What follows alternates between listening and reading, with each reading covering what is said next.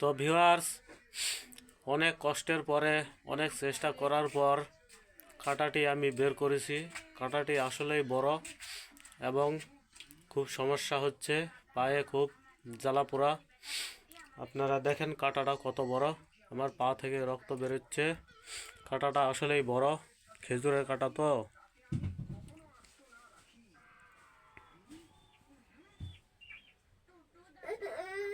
এই যে দেখতে পাচ্ছেন কত বড় কাঁটা, দেখেন এই কাঁটাটা ভেঙে গেছিল।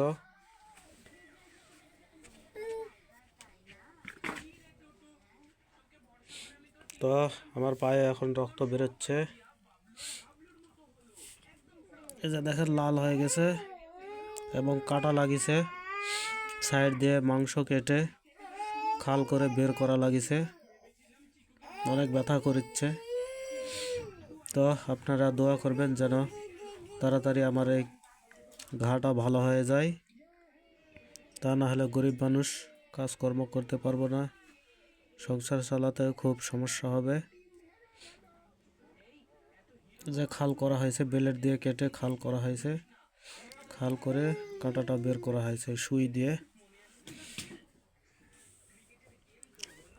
এই যে আমার হাতে সুই আছে, সোনামুখী সুই, এটা